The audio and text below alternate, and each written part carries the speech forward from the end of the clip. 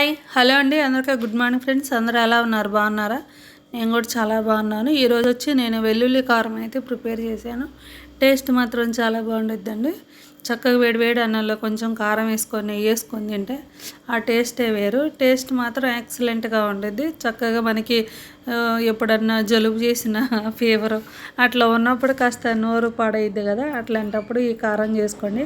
Taste మాత్రం చాలా బాగుండిద్ది. చక్కగా మనకి స్పైసీగా అయితే ఉండిద్ది. కారం అయితే ఒక కప్పు నిండా తీసుకున్నాను. వెల్లుల్లి పెద్దది, ఒక స్పూన్ నిండా ఉప్పు, ఒక స్పూన్ నిండా జీలకర్ర అయితే తీసుకున్నాను. ఉప్పు మాత్రం కొంచెం మీ టేస్ట్కి తగ్గట్టు అయితే వేసుకోండి. ఒక కప్పు కారానికి ఒక స్పూన్ నిండా అయితే సరిపోయిద్ది.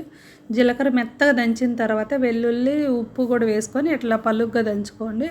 పలుగ్గా దంచుకున్న తర్వాత కారం కూడా వేసుకొని కొంచెం కొంచెంగా వేసుకొని కారం చక్కగా దంచుకోవాలి. దంచితే మనకి కారం వెల్లుల్లి కలిసిద్ది. అట్లా కలిసిన తర్వాత కొంచెం ఆయిల్ అయితే ఒక 2 టేబుల్ స్పూన్ నిండా స్టవ్ మీద అయితే వేడి చేసుకున్నాను నేను.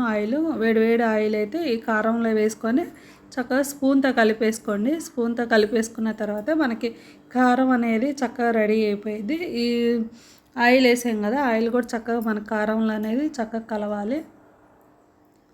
ఇట్లా కలిసిన తర్వాత ఈ కారం మనకి ఫ్రైలో కూడా వేసుకోవచ్చండి. మనం ఏదైనా ఫ్రై చేసుకుంటాం కదా, మన వెజిటేబుల్స్ అట్లా చిక్కుడుకాయ కానీ అట్లా అంటే కాకరకాయ అట్లాంటి వాటిలో కూడా వేసుకోవచ్చు. ఈ కారం అనేది మనకి వెల్లుల్లి కారం అయితే రెడీ అయిపోయింది ఫ్రెండ్స్. బాగా స్పైసీగా అయితే ఉండిద్ది. టేస్ట్ మాత్రం బాగుండిద్ది తినేటప్పుడు మాత్రం.